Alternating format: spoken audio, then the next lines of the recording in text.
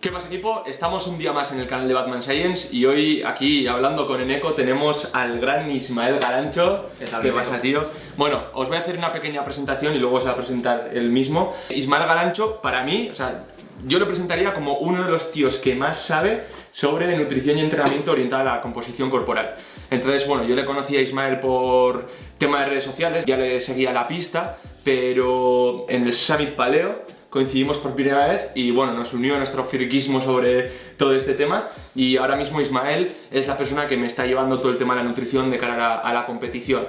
Entonces, ya que él tiene un conocimiento plus sobre todo esto y me puede echar una mano, pues confío en los mejores y me está ajustando las pequeñas cositas e incluso también que te lleve una tercera persona la preparación, en este caso la nutrición, que es a mí un poco lo que más me cuesta seguir a rajatabla, pues está mejor, ¿no? Entonces, pues bueno, ahora preséntate tú mismo. Nada, muchas gracias por tu hipertrofiada palabra, creo que me tienes demasiado afecto. Y nada, sí, nos conocimos en el Summit y creo que en el minuto 1 ya estábamos hablando de vías de señalización. Y bueno, pues nos unió un poco ese afán que tenemos por el tejido muscular, el gran por descubrir, digamos. Y bueno, pues enseguida tuvimos mucho feeling y demás. A mí me parece que tú eres también un crack. De hecho, creo que ya me están empezando a superar y en los próximos años seguramente seré tu mayor fan, porque sé que va a llegar bastante lejos con tu edad además. Y nada, así que bueno, haremos grandes proyectos juntos y haremos un montón de cosas juntos. Por supuesto.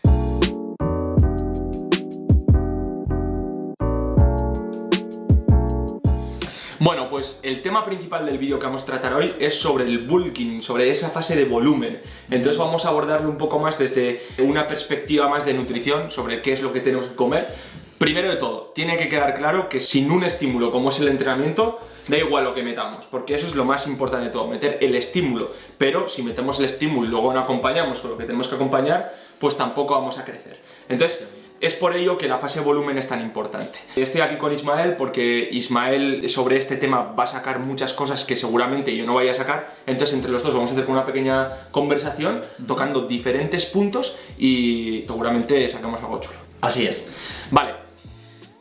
Para ganar masa muscular, lo primero de todo que tenemos que tener en cuenta es que tiene que haber un superávit calórico, que tenemos que ingerir más calorías de las que nosotros quemamos, y es por el simple hecho de que el proceso de síntesis proteica muscular es un proceso energéticamente muy costoso y le tenemos que meter fuelle. Pero también hay algunas excepciones que quiero que nos comente un poco Ismael, ¿cuáles pueden ser esas?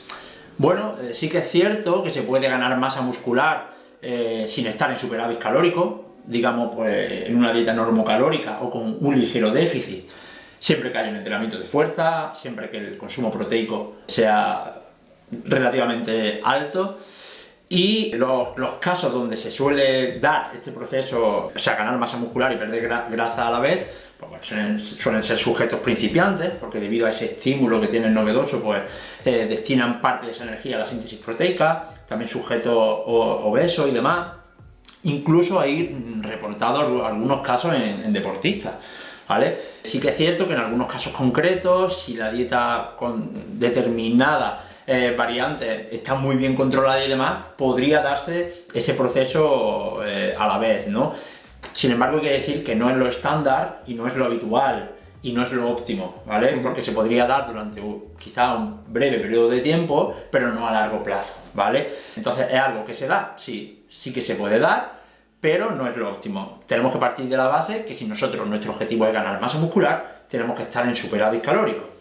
Y esto que parece algo que al principio es obvio, porque entre otras cosas es lo que tú has dicho, la síntesis proteica es un proceso muy costoso energéticamente, esto que parece algo obvio, pues a día de hoy sigue siendo uno de los principales hándicaps por los cuales la gente no gana masa muscular. Porque la gente se preocupa mucho de los pequeños detalles, ¿vale? De qué suplemento voy a tomar, de qué sabor tiene o cuándo lo voy a tomar, si antes o después de entrenar. Y luego al final, pues, al final del día a lo mejor ni siquiera ha consumido la cantidad de calorías que necesita para ganar masa muscular, ¿no? Entonces tenemos que empezar la pirámide por la base y esa sería la primera, ¿no? Estar en superávit calórico. Claro, eso es totalmente importante. Muchas veces cuando estás con una persona y te dice, es que yo como un montón. Sí. Dices, como un montón. A ver, dime lo que comes. Vamos a hacer un cálculo de lo que comes. Sí. Y de repente un tío que pesa 80 kilos y que es activo está consumiendo 2500 calorías. Y dices tú, ufa, igual deberías consumir un poco más si quieres ganar masa muscular. Sí, efectivamente, suele ser algo bastante común, ¿no? Bueno, está quien no llega y está quien se pasa. Ya, eso está. Y relacionado con esto, quiero que toquemos el primer tema de los que vamos a hablar, que es las ganancias de masa muscular limpias.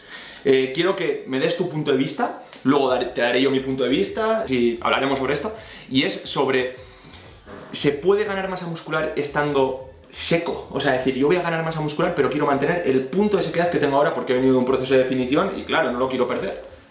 A ver, partiendo de que es algo también muy interindividual, porque va a depender también un poco de la propia fisonomía del sujeto, del estatus hormonal que tenga y demás, a priori tenemos que partir de que tenemos que estar en superávit calórico y lo más normal es que, aunque haya un aumento de la masa muscular, siempre va a estar acompañada de un poquito de ganancia de grasa, ¿no?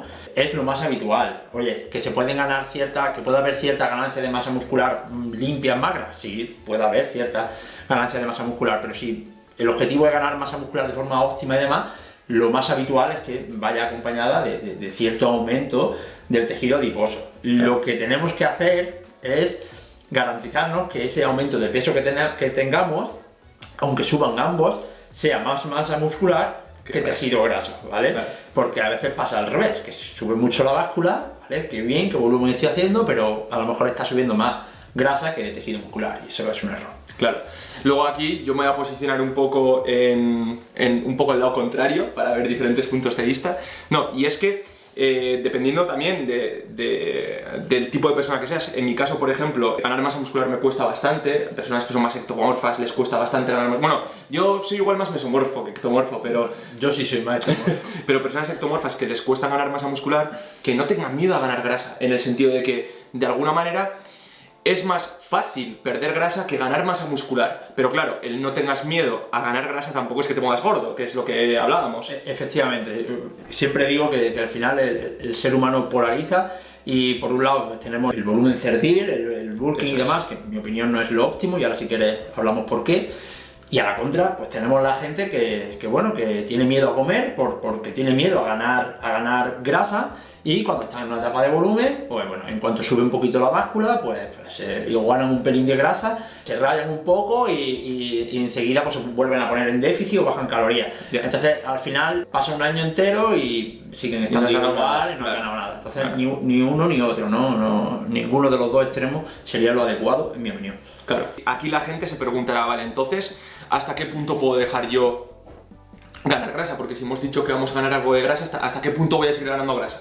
Pues bueno, aquí una de las recomendaciones que podemos hacer es guiarnos por el porcentaje graso, o sea, sería lo mejor, ¿no? Tener acceso a saber qué porcentaje graso tenemos para ir controlando un poco este volumen y decir, che, que te estás pasando o que no te estás pasando. Entonces podríamos poner unos límites o decir, bueno, pues vamos a intentar no pasarnos del 15-16% de grasa, porque si no vamos a querer seguir ganando peso, pero el peso igual vendrá más de la grasa. Claro, es que hay ciertos límites, digamos, por decirlo de alguna manera, que también van a variar entre sujetos, a partir del cual no se recomienda seguir ganando grasa, digamos, ¿no?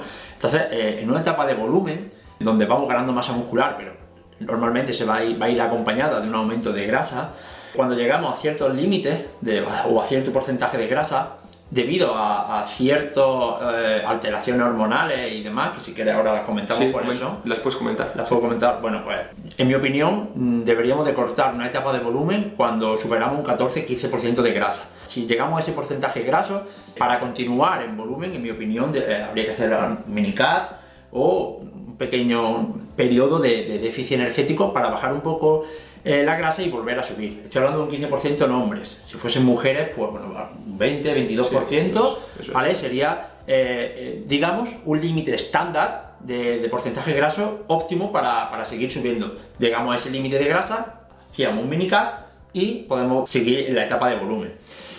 ¿Por qué digo este porcentaje graso? Bueno, porque superarlo va a implicar una serie de alteraciones hormonales que lo que van a hacer es, primero, perjudicar el propio proceso de ganancia de masa muscular. ¿Por qué?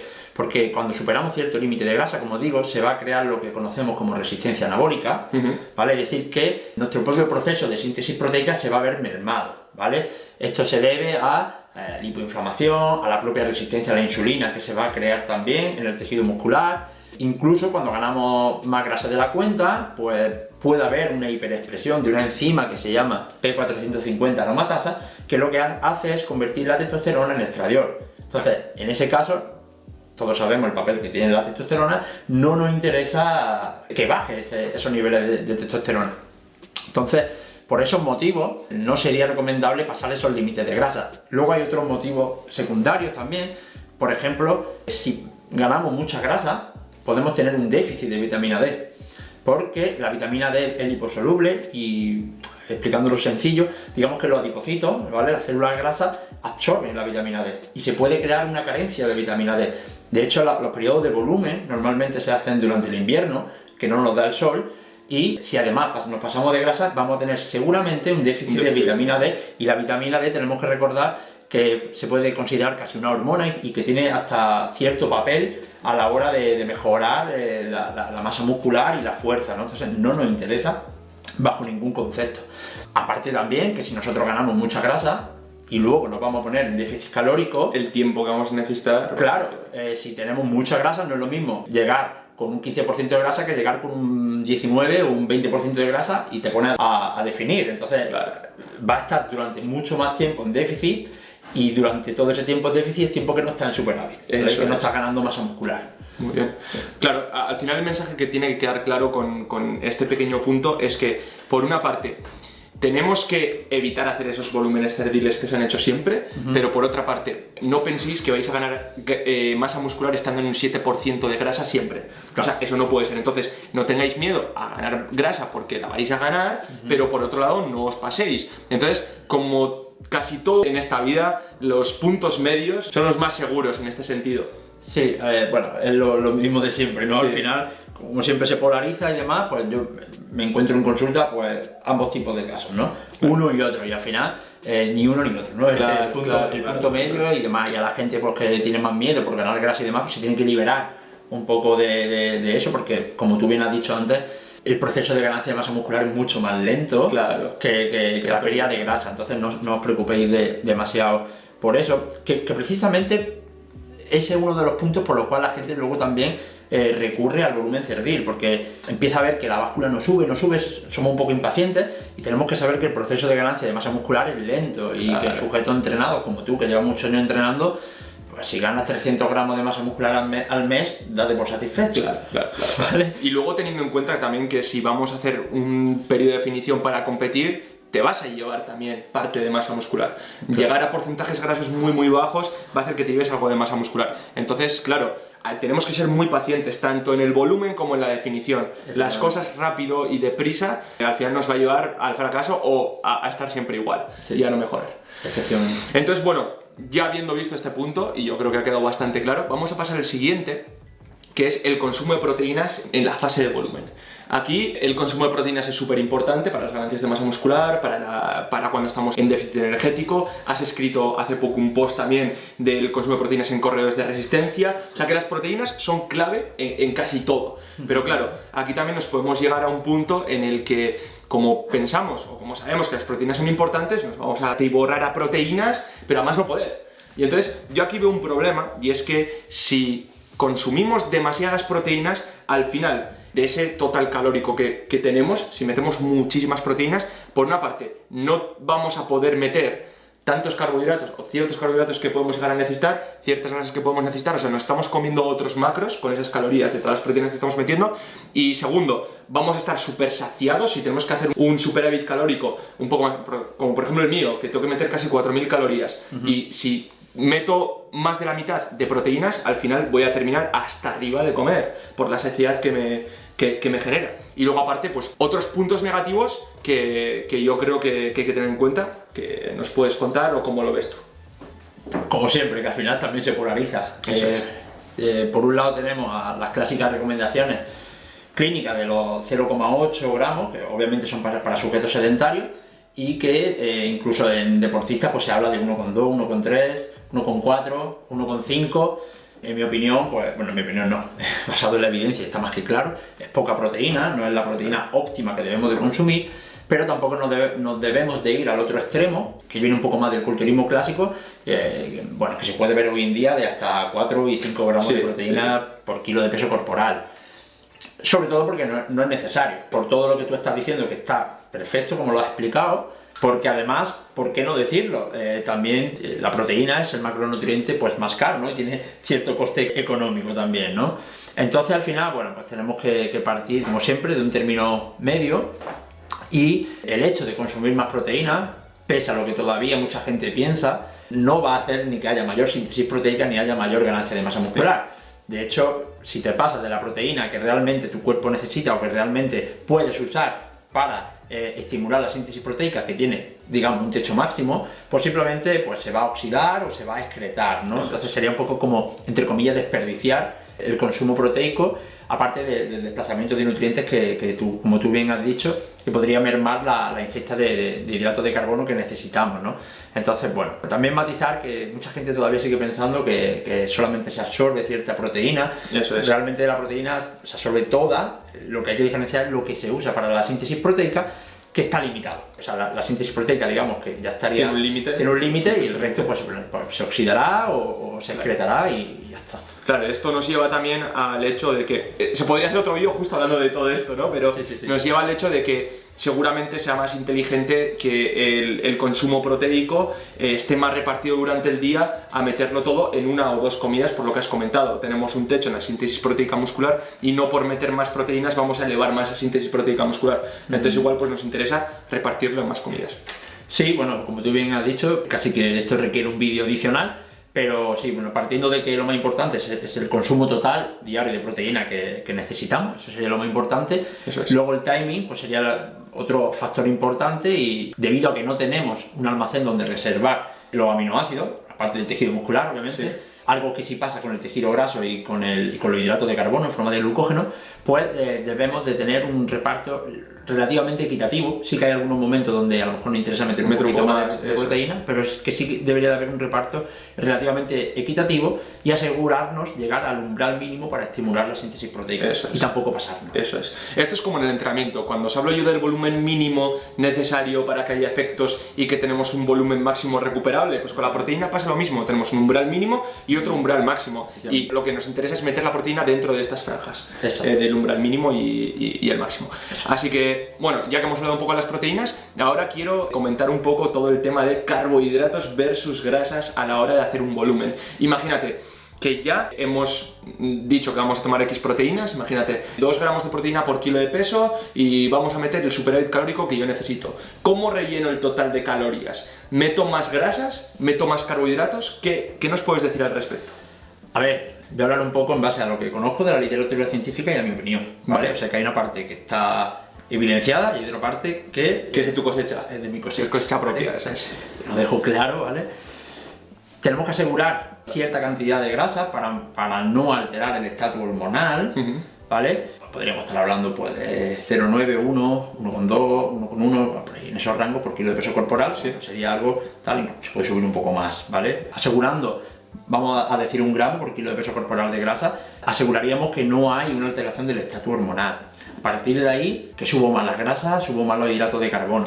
A ver, tenemos que saber que el entrenamiento de fuerza, y sobre todo cuando está orientado a la ganancia de masa muscular, es un entrenamiento básicamente glucolítico, es decir, fosfagénico y glucolítico. Por lo tanto, digamos que el sustrato energético preferente que va a haber en el entrenamiento va a ser el glucógeno muscular, y los hidratos de carbono cumplen esa función, ¿no?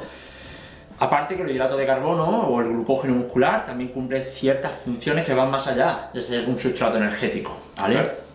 De hecho, por ejemplo, sabemos que cuando hay una depresión de los niveles de glucógeno, que esto puede pasar a lo mejor en ciertas dietas bajas en carbo o cetogénicas, se va a perjudicar la contracción muscular, no solamente por la generación de ATP, sino porque se altera la liberación de calcio por el retículo sarcoplasmático. ¿Vale? Para la gente que no lo sepa, el calcio cumple un rol fundamental en la contracción muscular. Eso, ¿vale? El calcio está en el retículo sarcoplasmático, se libera y por cierto mecanismo se produce la contracción muscular. Cuando hay bajos niveles de glucógeno, se altera esa liberación de calcio, y esto hay bastantes estudios que así lo confirman, y por tanto puede verse perjudicada la propia contracción muscular, algo que ya está mermando la calidad del entrenamiento. Claro. ¿Vale? Otras funciones que puede cumplir los hidratos de carbono, bueno, siempre se habla de la grasa, ¿vale? Y la nivel hormonal, ¿no? eso La es. grasa es importante para la testosterona, y es cierto, ¿vale? Pero se nos olvidan varios puntos, ¿no? Parece que ese mensaje ha cuajado, pero se ha quedado ahí. Primero, que consumir mucha grasa también baja la testosterona. Claro. Eso es lo primero. Lo segundo es que los hidratos de carbono también cumplen un rol en el estatus hormonal. De hecho, impactan en el hipotálamo y aumentan la liberación de la hormona liberadora de gonadotropina, Sí. que en última instancia va a hacer que expresemos o aumentemos la síntesis de testosterona. Es decir, que los hidratos de carbono también cumplen un rol en el aumento de la testosterona. Pero no solo eso, sino que además los hidratos de carbono tienen un rol a la hora de estimular la insulina, que más que anabólica muscular, sí que cumple un rol importante anticatabólico, ¿no? Y también a nivel de IGF-1 y demás. Entonces, también tiene cierto rol en ese sentido. También disminuye los niveles de cortisol. Entonces, por muchos mecanismos, en mi opinión, siempre que aseguremos un mínimo de grasa, hay que subir hidratos de carbono, también hasta ciertos rangos, ¿vale? Sí, podemos estar hablando de, ya depende del deportista, de muchas cosas, pero podemos estar hablando de 5, 6, 7 gramos de hidrato de carbono por kilo de peso corporal, Claro. ¿no? Esto un poco también nos va a marcar cuál es el total calórico que tenemos que meter después de hacer nuestros cálculos. Si vamos a hacer un superávit calórico, nos aseguramos pues ese gramo de grasa, esos 2 gramos de proteína por kilo de peso, y luego ahí ya tenemos para jugar con los carbohidratos. Claro. Para ir metiendo... Efectivamente. Eso es. Entonces, pues aquí eso es la lucha de siempre, ¿no? Meto más grasas, meto más carbohidratos, pues creo que con lo que nos ha comentado Ismael, tiene que estar bastante claro que los carbohidratos también son muy importantes, que aunque no sea un macronutriente esencial, porque podemos vivir sin los carbohidratos, Sí. aunque no sea, aunque tú eres muy amigo de los carbohidratos. No, es cierto, es cierto lo que tú dices, lo que pasa es que estamos hablando de un objetivo deportivo, Claro, un objetivo estético. Eso es. Vale. Entonces tiene mucha importancia, tiene un papel importante. Hilando con este tema, y ya para terminar nuestra conversación, quiero hablar un poco de los lean gains, ¿no? Eso de, podemos ganar masa muscular de forma limpia, incluso perdiendo grasa, si nosotros hacemos un buen timing de los carbohidratos. Es lo que se ha conocido como, bueno, diferentes tipos de dietas. Lo que dice esta teoría es que si yo meto todos los carbohidratos en el perientreno, antes, durante, después, justo en ese rango de tiempo, y si el tiempo que yo no voy a entrenar, estoy entrenando, quito los carbohidratos porque así supremo la insulina, y como la insulina es una hormona antilipolítica, pues de esta manera yo voy a perder grasa, y como meto los carbohidratos en el perientreno voy a ganar masa muscular. Esto es lo que se dice. Aquí quiero que me hables un poco de esto y luego te doy yo mi opinión, si queda algo. A ver, es que hay mucho que matizar. A priori eso es un error, ¿vale? Solemos ser muy reduccionistas a la hora de ver todas estas cosas y a veces se nos pierde la globalidad, ¿no? El árbol no nos deja ver el bosque. Sí que es cierto que los hidratos de carbono en el perientreno tienen cierta función positiva, pero sobre todo cuando estamos en déficit, ¿vale? Cuando estamos en un déficit calórico, pues a lo mejor tenemos que recortar hidratos de carbono, pues un buen momento a lo mejor para meterlos pues sería en el perientreno, para asegurarnos de que hay una buena energía suficiente de glucógeno y demás. Sin embargo, cuando estamos en superávit calórico, cuando buscamos ganar masa muscular, eso ya pierde un poco de sentido, ¿no? No tiene mucho sentido. Al final la fama de esto de la insulina como antilipolítica y demás, pues aunque es cierto que la insulina cumple un rol antilipolítico, o sea, evita la oxidación de grasa y demás, o sea, no podemos hablar de la fisiología como algo total, ¿no? Es parcial. Claro. Por ejemplo, si estamos en déficit calórico y tú elevas la insulina y demás, da igual, o sea, al final si tú estás en déficit calórico, da igual los picos de insulina que tú crees, da igual tal, que no vas a ganar grasa, claro. ¿Vale? Si estás en superávit calórico, son otros lopes.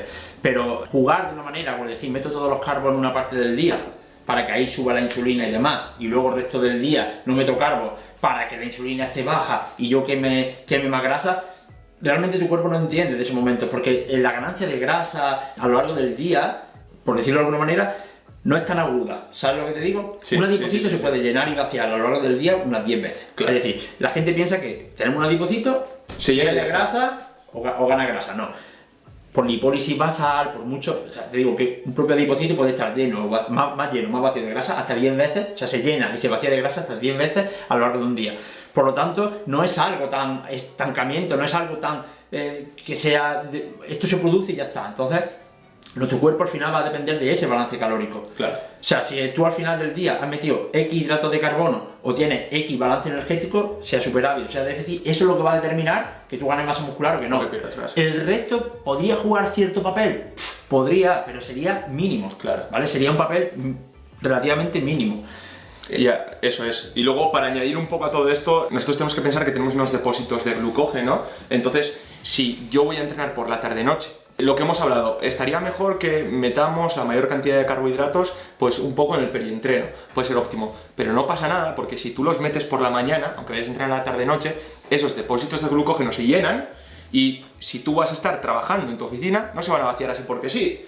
O sea, tú vas a tener esos depósitos de glucógeno llenos para cuando vayas a entrenar después. Y luego también, cuando antes estamos hablando tú y yo, lo que decíamos, que si vas a entrenar 2 veces al día, pues igual sí que es interesante que te preocupes del post-entreno y que metas ahí esos carbohidratos para llenar los depósitos de glucógeno y que después cuando vayas a volver a entrenar otra vez a la tarde tengas esa energía. Pero claro, si como la mayoría de personas que quieren ganar masa muscular seguramente entrenen 1 vez al día, pues igual no se tienen que preocupar tanto por meter esos carbohidratos post-entreno justo cuando terminamos de entrenar.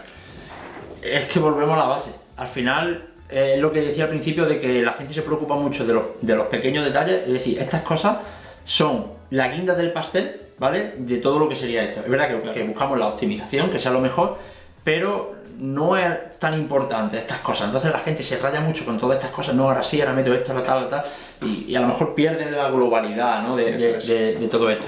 Además, fíjate lo que te digo, y esto sí que no es especulativo 100%, pero bastante novedoso. Hay ciertas investigaciones que están saliendo a nivel de biología molecular, muscular, en los que vemos que estrategias post-entrenamiento que palien el proceso de degradación proteica no son beneficiosas. Es decir, los carbos, uno de los principales funciones, aparte de reponer los niveles de glucógeno, son la estimulación de la insulina, que la proteína y la grasa también lo hacen. Claro. Los carbos lo hacen en mayor medida. La insulina tiene un gran papel evitando la degradación proteica, ¿no? Es anticatabólica, ¿no? Eso es. Pues se ha visto que paliar, o sea, evitar la degradación proteica post-entrenamiento no sería lo más recomendable, ¿vale? Todo esto que siempre se dice, no, que estoy catabolizando post-entreno, tengo el cortisol elevado, y meto carbo para que tal. De hecho, se necesita de esa degradación proteica para que haya una correcta remodelación y regeneración del tejido muscular. Sí. Entonces, hay cierta, no voy a decir corriente, pero a nivel científico hay cierta evidencia de que quizás, y digo quizás, incluso pueda perjudicar el tomar altas cantidades de hidratos de carbono post-entrenamiento, pero justo inmediatamente. Claro. Oye, si el objetivo es que voy a tener, por ejemplo, atletas de CrossFit que yo llevo, que hacen un WOD y luego tienen en 1 hora otro WOD, joder, tienen que reponer. Tienes que reponer y tienes que reponer. Ahí no busca adaptaciones, sino que busca rendir, ¿no? Estás matizando. Pero bueno, sí que a priori eso es una corriente que está saliendo a nivel científico y bueno, a ver en qué nos depara.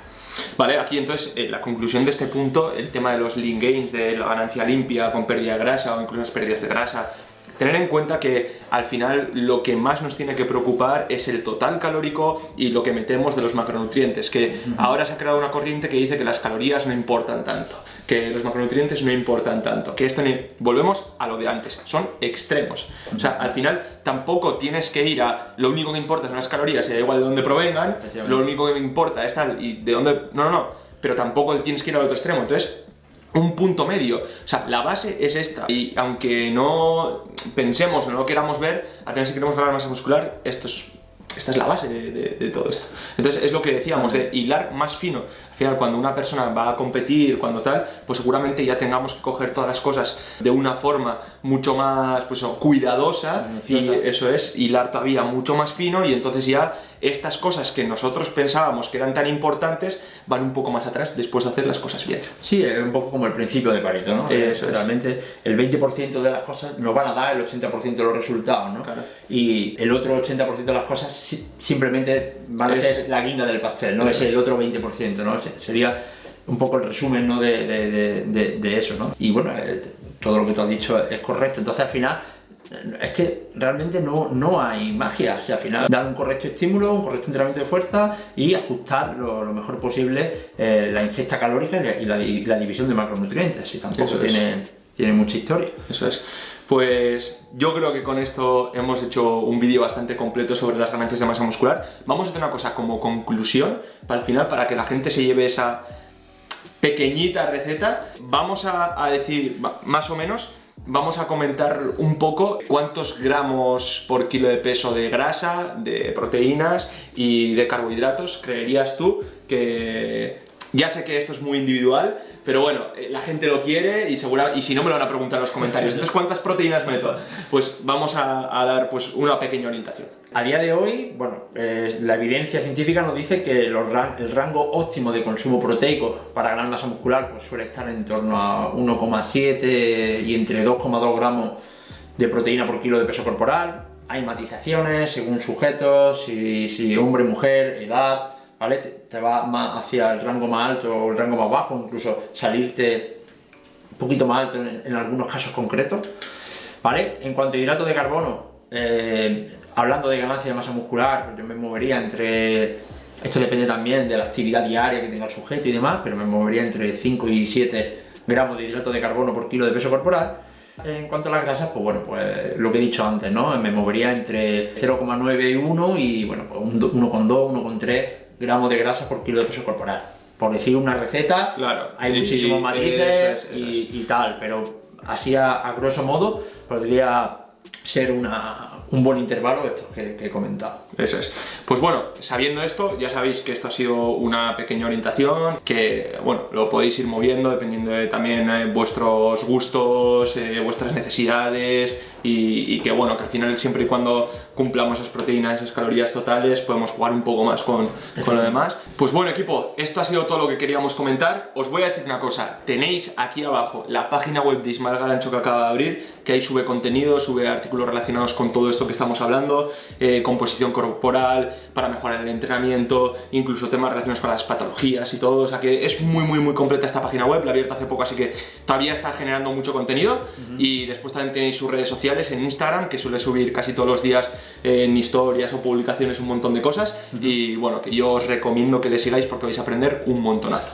Así que ya sabéis, si os ha gustado, darle like, una manita arriba, suscribiros a mi canal para poder tener a gente aquí como a Ismael y para que me vuelva otra vez. Y muchísimas gracias, tío. Nada, gracias a ti, Eneco, y nos vemos de nuevo. Eso es. 1, 2, 3.